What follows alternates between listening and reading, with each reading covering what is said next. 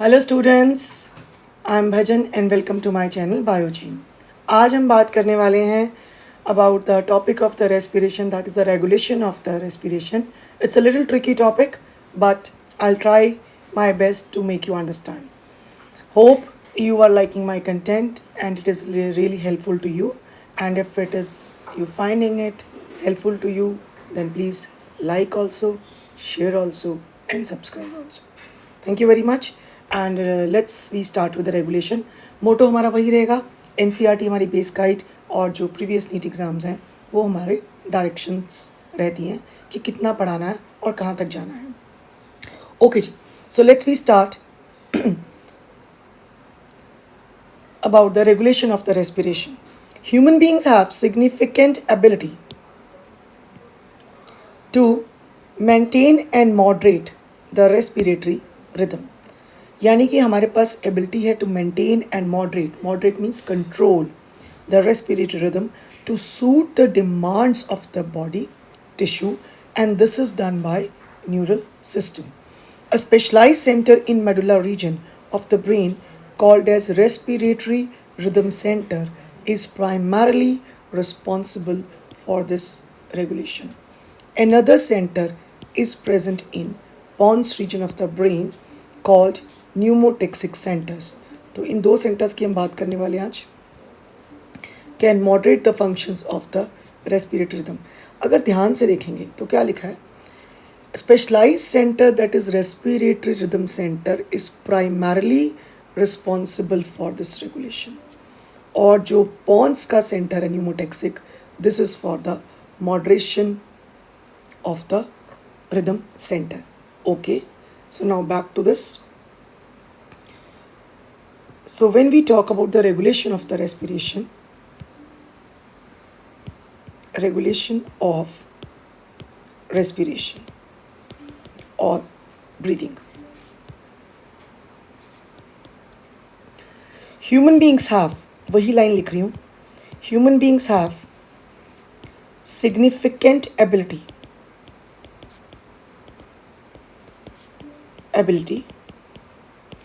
to maintain and moderate the respiratory rhythm. यानी हम maintain भी कर सकते हैं और हम उसको मॉडरेट भी कर सकते हैं. नाउ द कंट्रोल जो है, कंट्रोल आपका मेनली जो है वो इनवॉलेंट्री है. We do have some voluntary control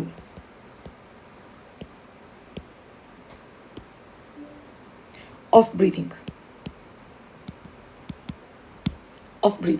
कुछ voluntary control भी है. अब जैसे मैं अगर तेज़ बोल रही हूँ या सिंगिंग कर रही हूँ या मेरा वॉइस मॉड्यूलेशन है और मुझे कैंडल ब्लो करनी है इस तरह से करके, so this means if I have to blow the candle, then means the there is a brain involve, thought process भी है और कि किस तरह से कितना ब्लो करना है, कितनी ज़ोर से ब्लो करना है. ये हमारा वॉलेंट्री कंट्रोल है. और ये कहाँ से आता है? This comes from the cerebral cortex. So impulse for voluntary breathing, it is coming from cerebral cortex. वहाँ पे भी कहाँ से? मोटर जो एरिया होता है, इनफ्रंटल कॉर्टेक्स, ये वहाँ से कंट्रोल हो रही है. बट ये उतनी ज़्यादा नहीं काम कर पाती क्योंकि जो इनवॉलेंट्री फैक्टर्स हैं, जो इनवॉलेंट्री कंट्रोल के लिए फैक्टर्स हैं वो काफ़ी हद तक इसको ओवर पार कर सकते हैं. बिकॉज जब हम सो रहे हैं तो सोते हुए तो हम अपना वॉलेंट्री लेवल कंट्रोल नहीं ना कर सकते. So that means most of our जो ब्रीदिंग है, this is controlled on the involuntary level. So अब हम बात कर रहे हैं इनवॉलेंट्री लेवल की. सो जो इनवॉलेंट्री लेवल है, मेन कंट्रोल आपका कहाँ से आ रहा है? This is nervous control,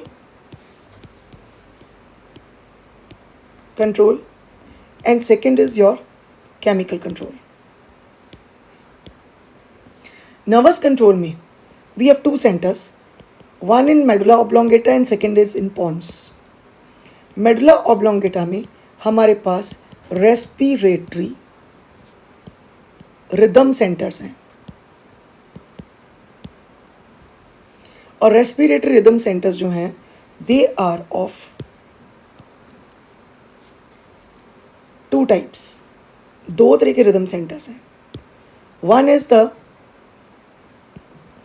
ये जो हैं, one is the dorsal respiratory group of neurons, तो हम इसको कॉमनली डीआरजी बोलेंगे. And other is ventral respiratory group of neurons, and we will commonly call it as, that is, VRG. So DRG and VRG, तो ये हमारे पास दो rhythm centres हैं. ओके, सो जो DRG है, it is located basically on dorsal part of medulla oblongata, और it is located anterolateral part, ventral side पे. This is VRG. जो पॉन्स है, पॉन्स में हमारे पास दो सेंटर्स हैं. One is called as the pneumotaxic centres and other is called as apneustic centres. तो दो सेंटर्स आपके यहाँ भी हैं, apneustic centres and the pneumotaxic centres. Okay, तो ये आपके पॉन्स में पड़े हुए हैं. Then what about the chemical control? Now for the chemical control we have another two centers. One is chemosensitive centers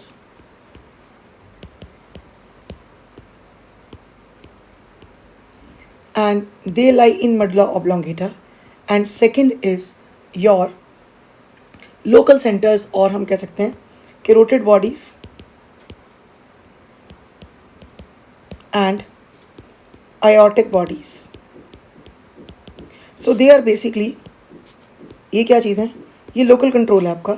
local control जो रिसेप्टर्स के level पे है, लोकल और the receptor control.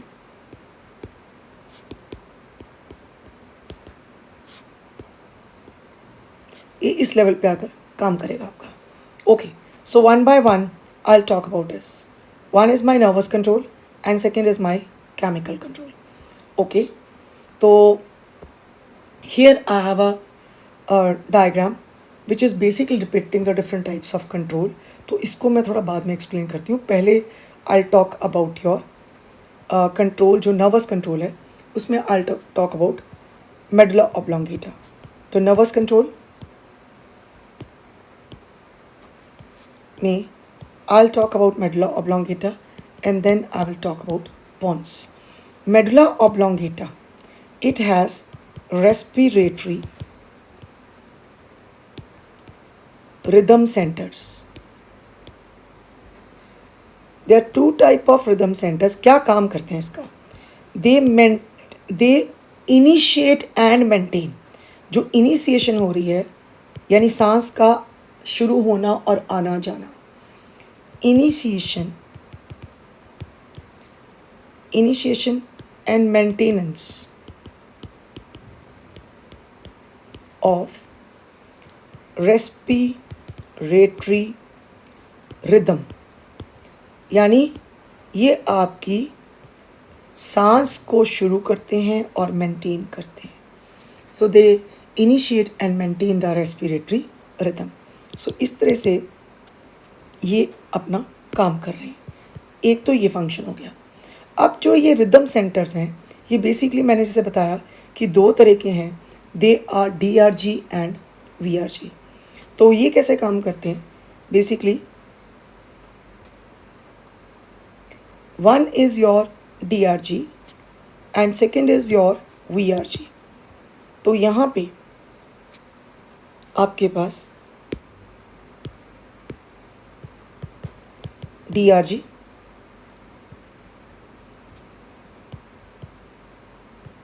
and second is your VRG. So DRG क्या काम कर रहा है? Dorsal respiratory group of neurons, they are located in the medulla oblongata in dorsal region. क्या काम करते हैं? They give impulse, they control inspiration, और ये आपकी नॉर्मल इंस्पिरेशन यानी कि जब आप कोई एफर्ट नहीं कर रहे उसको कंट्रोल कर रहे हैं, जिसको हम टाइडल वॉल्यूम और आप क्वाइट ब्रीदिंग कहते हो, जिसमें एफर्टलेस ब्रीदिंग जो चल रही है. It control inspiration, mainly control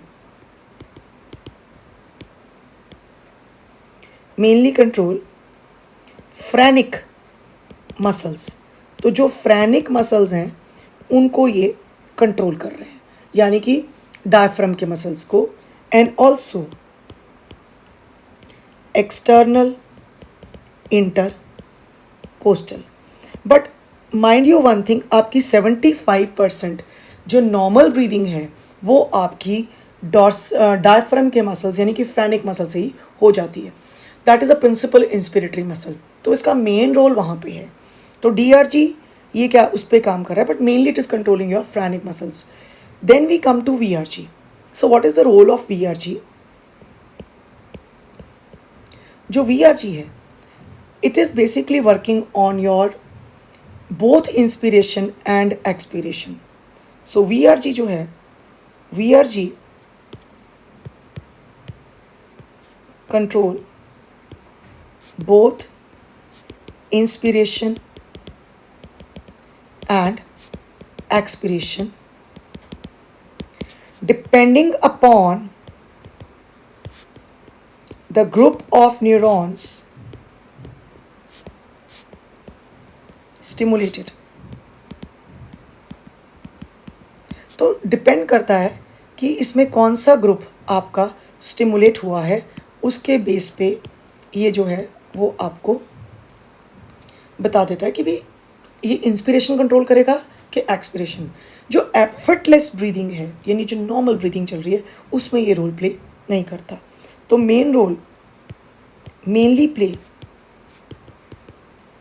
role in both inspiration and expiration, और sorry mainly play role in forceful breathing. अब चाहे वो फोर्सफुल इंस्पिरेशन है चाहे वो आपकी फोर्सफुल एक्सपिरेशन है. फोर्सफुल ब्रीदिंग में ये रोल प्ले करता है. ठीक है, तो इसका मतलब आपको ये बात समझ में आनी चाहिए कि जो हमारे रिदम सेंटर्स हैं, रिदम सेंटर से आपकी इंस्पिरेशन और एक्सपिरेशन दोनों कंट्रोल हो रही है. अब रिदम सेंटर में मैंने DRG और VRG दोनों इंक्लूड कर लिया. अगर इनको अलग अलग करती हूँ तो DRG नॉर्मल इंस्पिरेशन और एक्सपिरेशन कंट्रोल कर रहा है, और जो VRG है वो आपकी फोर्सफुल इंस्पिरेशन और एक्सपिरेशन कंट्रोल करता है.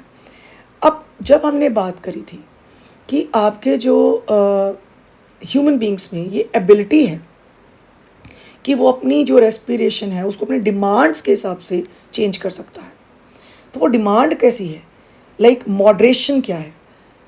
I give you one example. You let's say you have a direct fan and switch. आपने स्विच ऑन किया और फैन की एक पर्टिकुलर स्पीड है वो चलने लग गया. ठीक है, ये डायरेक्ट मोड है जहाँ पे कोई रेगुलेटर नहीं लगा हुआ. तो अगर आपको अपने फ़ैन की स्पीड को कम या ज़्यादा करना है, if you want to decrease और increase the speed of fan, you need certain regulator. So that regulator if you move clockwise यानी कि इंक्रीजिंग नंबर, तो आपका फ़ैन का स्पीड इंक्रीज हो जाएगा, और अगर आप उसको कम करोगे तो कम हो जाएगा. सो इसका मतलब जो आपके रिदम सेंटर्स हैं उनका काम है रेस्पिरेशन को ऑन करना या बंद करना. अब जो सांस आ रही है जा रही है ये कंट्रोल कर रहा है GRG आपका, सॉरी DRG. सांस कितनी तेज आएगी या धीरे आएगी, I mean what is the rate of breathing, वो आपका कंट्रोल करता है पॉन्स यानी न्यूमोटैक्सिक सेंटर. सांस का आना जाना DRG and VRG for forceful, लेकिन वो कितनी तेज चलेगी या किस रेट से चलेगी ये कंट्रोल होता है पॉन्स के न्यूमोटैक्सिक सेंटर से, और ऑफ कोर्स एपन्यूस्टिक सेंटर भी रोल प्ले कर रहा है.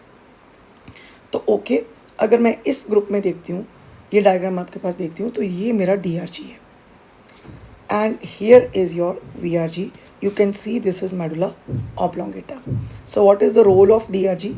आप देखिए DRG डायफ्रम और एक्सटर्नल इंटरकोस्टल को इम्पल्स दे रही है.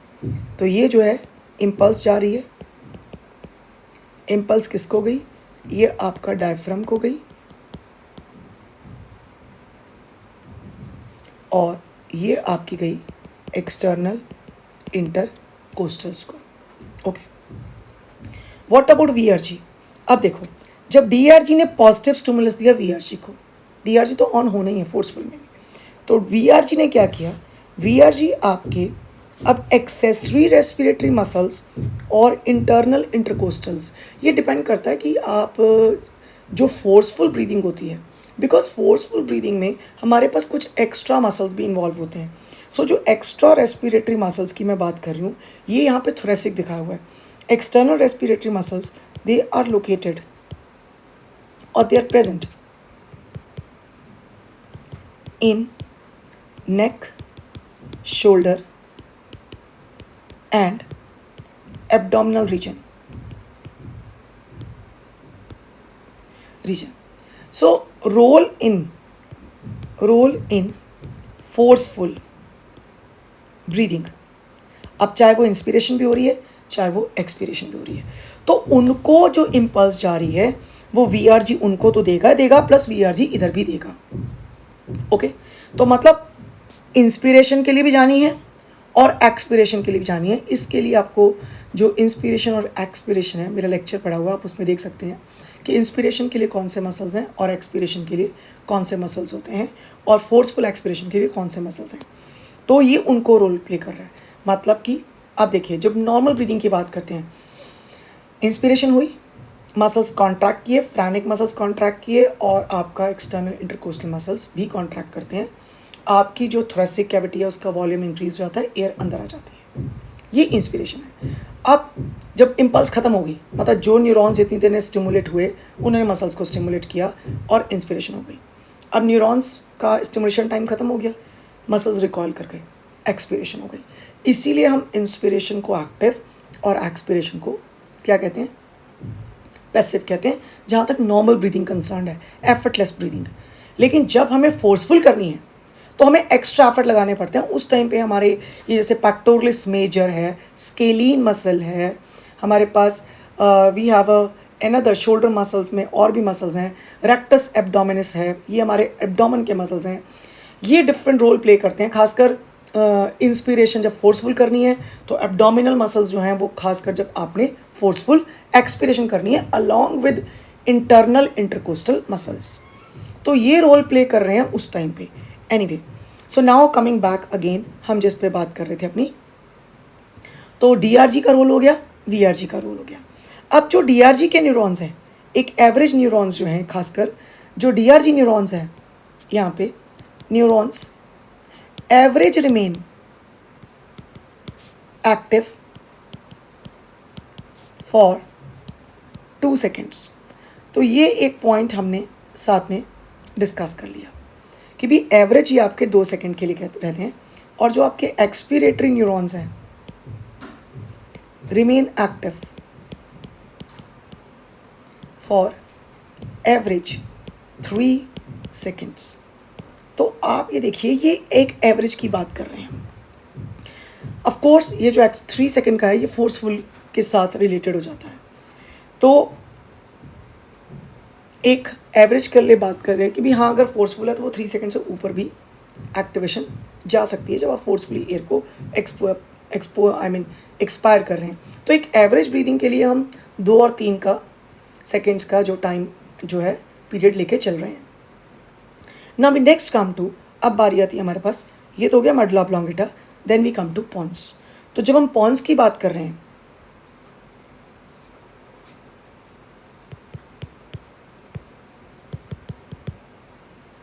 हम जब पॉन्स की बात कर रहे हैं तो पॉन्स में मेरे पास एक सेंटर्स हैं जिनको हम कहते हैं एपन्यूस्टिक सेंटर्स.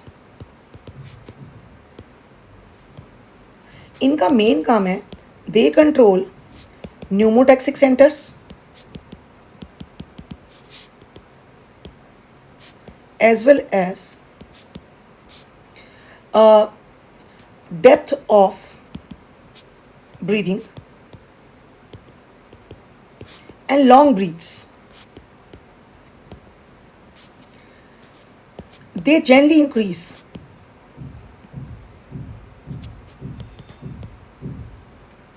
Tidal volume. ये बेसिकली टाइडल वॉल्यूम को इंक्रीज कर रहे हैं. अगर आपका टाइडल वॉल्यूम नॉर्मल 500 ml होता है, अगर आपका टाइडल वॉल्यूम इंक्रीज हो गया तो आपकी जो ब्रीथ है, आई मीन एयर जो है वो ज़्यादा आप इनहेल करेंगे. तो ये उसके लिए काम कर रहे हैं. सेकेंड जो है आपके पास, that is called as the pneumotaxic centres.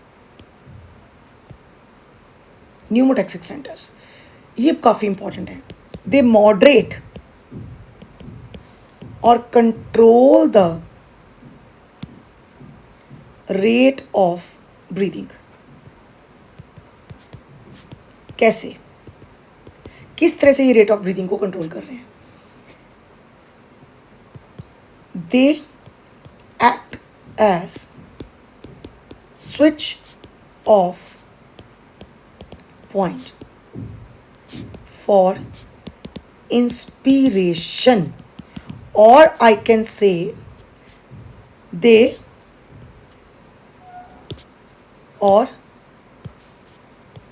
limit inspiration. ये इंस्पिरेशन को लिमिट कर देते हैं. ठीक है, तो अब ये काम कैसे कर रहे हैं? इन्होंने स्विच ऑफ पॉइंट कर दिया इंस्पिरेशन का, और they put limit on the inspiration. और क्या है इनके बारे में? They get stimulated by partial pressure of CO2 and H ions. ये खासकर इससे H आयन से, यानी कि pH की जो कॉन्सेंट्रेशंस हैं ये उससे ज़्यादा स्टिमुलेट हो जाते हैं. तो when stimulated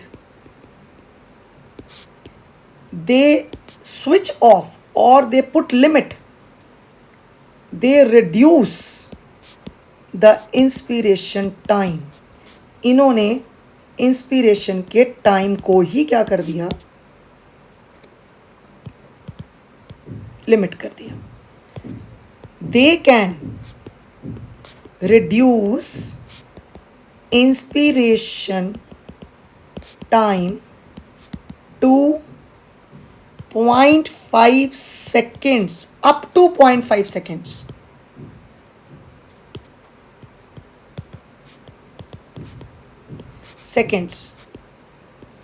When strongly, जब बिल्कुल strongly stimulate हो गए तो इन्होंने इंस्पिरेशन के टाइम को जो 2 सेकेंड था उससे कहाँ तक घटा के ला सकते हैं? 0.5 तक ला सकते हैं. मतलब अप टू 0.5 तक आप मिनिमम जा सकते हैं. एंड व्हेन वीकली स्टिमुलेटेड,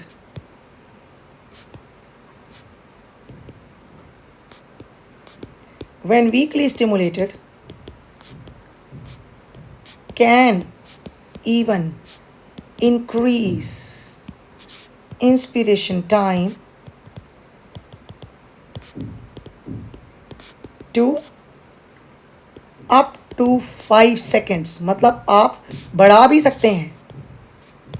तो बेसिकली ये आपके इंस्पिरेशन और एक्सपिरेशन के ड्यूरेशन को घटा देता है, जिससे रेस्पिरेशन रेट क्या कर जाता है? इंक्रीज कर जाता है. So pneumotaxic centres variate inspiration and expiration time, and thereby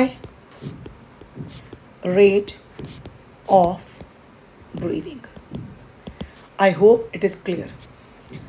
अगर यहाँ पे मैं आपको एक क्लैरिटी और देना चाहूँगी. मैं एक एग्जाम्पल दे रही हूँ. फॉर एग्जाम्पल मैं एक एग्जाम्पल दे रही हूँ. आपका इंस्पिरेटरी न्यूरॉन्स और इस जो है वो 2 सेकंड के लिए एक्टिवेट है. लेट्स से आपका इंस्पिरेशन जो वो 2 सेकंड्स का है और आपका एक्सपिरेटरी न्यूरॉन्स जो हैं वो आपके 3 सेकंड्स के लिए हैं. तो आपका total breathe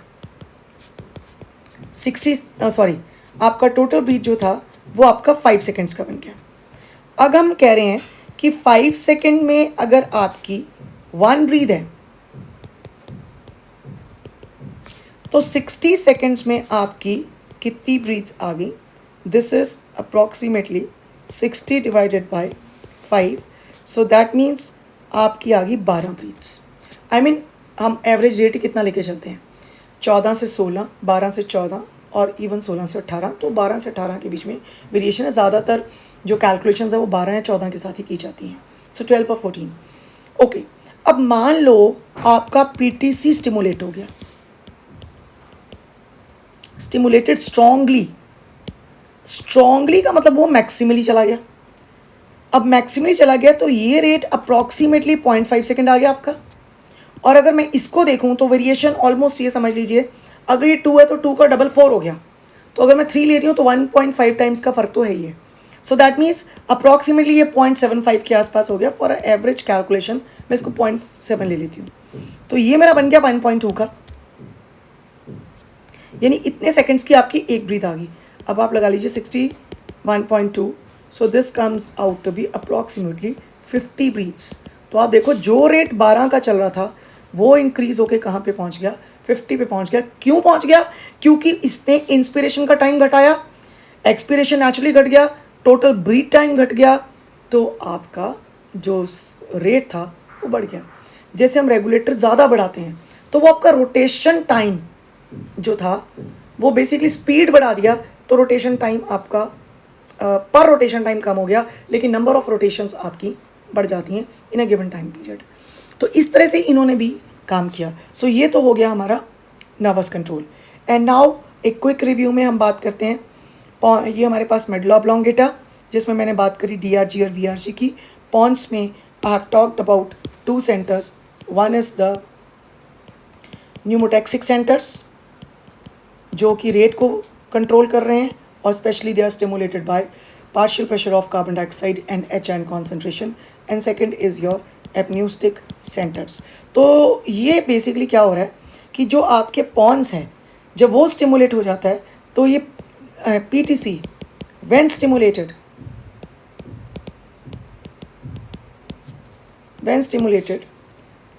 decrease inspiration time, thereby breathing time and increase in breathing rate. ये क्या करता है? It also decrease tidal volume, यानी एपन्यूस्टिक सेंटर टाइडल वॉल्यूम बढ़ा रहा था, ये डेप्थ को डिक्रीज कर देता है। तो जब आपका न्यूमोटैक्सिक सेंटर स्टिमुलेट होता है आपकी ब्रीदिंग फास्ट एंड थोड़ी शैलो हो जाती है। अब जब when you are climbing stairs और डूइंग वेरी फिजिकल एक्टिविटी, तो आप देखिए आपकी जो सांस है वो काफ़ी तेज़ चलनी शुरू हो जाती है। सो आपका जो रिदम है वो उस हिसाब से चेंज हो जाता है। Next we come to chemical control. अब केमिकल कंट्रोल जो है ये हमारा सेकेंड कंट्रोल है नर्वस के बाद। अब केमिकल कंट्रोल में एक हमारे पास आ गया मेडुला ऑब्लोंगेटा, ये आपका आ गया नर्वस कंट्रोल, एंड सेकेंड आपका आ गया कैरोटिड एंड आयोटिक बॉडीज, ये आपका आ गया लोकल कंट्रोल। जो मेडुला ऑब्लोंगेटा है it contain chemo sensitive centres.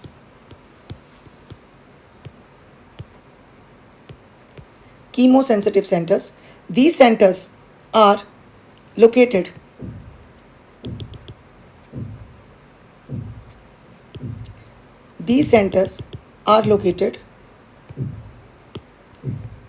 near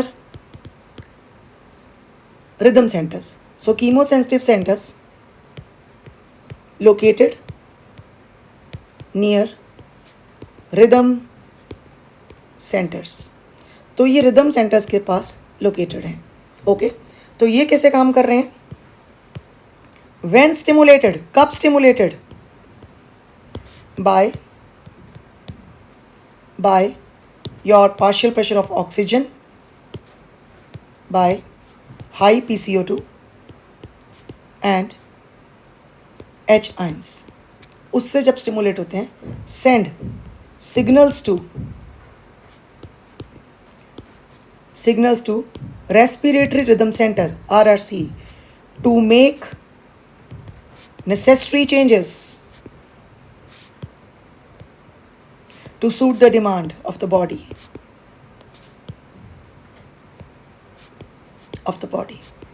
तो ये कह देंगे भी अब आपको फटाफट आप उसको उस हिसाब से एडजस्ट कर लो। अब जैसे कार्बन डाइऑक्साइड हाई होगी तो बॉडी नीड एलिमिनेशन, तो आपका इंस्पिरेशन जो है वो इन्होंने स्विच ऑन कर दिया, इंस्पिरेशन को स्विच ऑन कर दिया, इंस्पिरेशन चालू होगी, लेकिन वो कितनी देर के लिए ऑन हुआ है ये बात न्यूमोटैक्सिक डिसाइड करेगा, क्योंकि जब वो ब्लड है, जब वो ब्लड हाई पी जिसमें कार्बन डाइऑक्साइड और एच आयंस है, जब वो ब्रेन को जा रहा है तो वो अगर मेडुला को स्टिमुलेट कर रहा है तो ऑफकोर्स वो पॉन्स को भी स्टिमुलेट करेगा। तो इसी तरह से सारा रेगुलेशन आपका चलता है।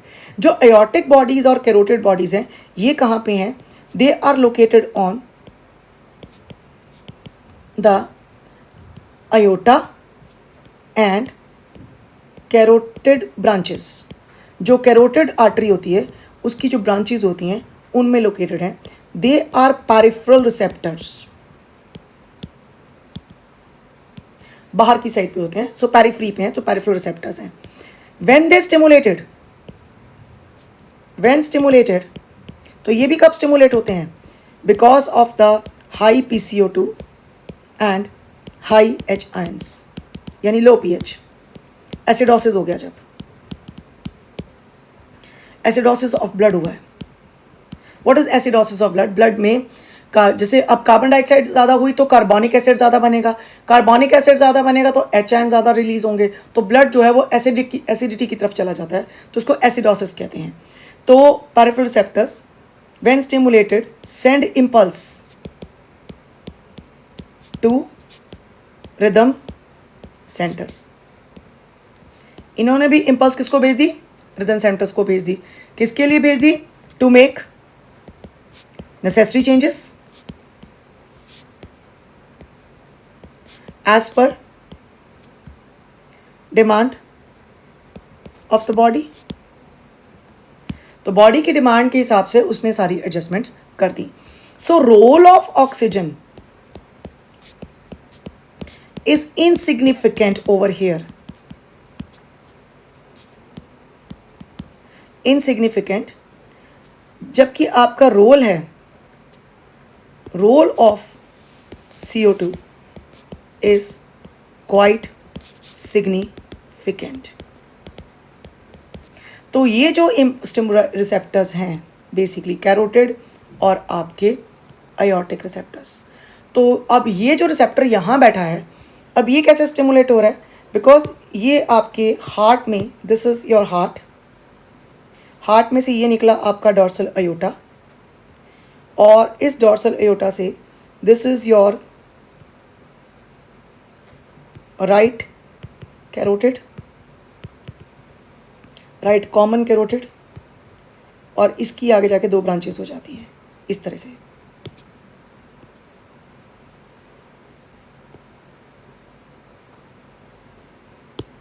ये ब्रांचेस होगी आपकी, ठीक है।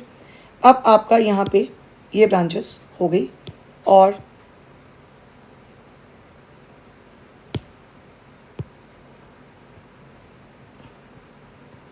इसको बोलते हैं इंटरनल कैरोटिड और एक्सटर्नल कैरोटिड, बट यहाँ पे मैं इसके बारे में ज़्यादा डिटेल में बात नहीं करूँगी। यहाँ पे this is your left common carotid, और इसकी भी ऐसे दो ब्रांचेस होती हैं, ये ब्रेन को जा रही हैं, और ये आपकी इंटरनल और ये आपकी external. Here are the receptors located, और ये रिसेप्टर्स यहाँ लोकेटेड होते हैं।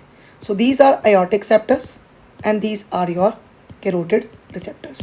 तो जैसे ही ब्लड, जो ब्लड, अगर वो आपका ब्लड में कार्बन डाइऑक्साइड हाई है तो नेचुरली H आयंस हाई हैं, जैसे ही ब्लड ब्रेन और बाकी आयोटा में से निकलता है इमीडिएटली ये स्टिमुलेट हो जाते हैं, और they send impulse by glossopharyngeal and vagus. Vagus और ग्लोसोफरेंजियल की ब्रांचेस यहाँ से जाती हैं, तो वो आपके ब्रेन को जा रही हैं थ्रू मेडुला ऑब्लोंगेटा, जो जाकर वहाँ पे स्टिमुलेट करेंगी और ये सारा रेगुलेट होगा। So this is all about your regulation. फटाफट यहाँ पे एक बार देख लेते हैं।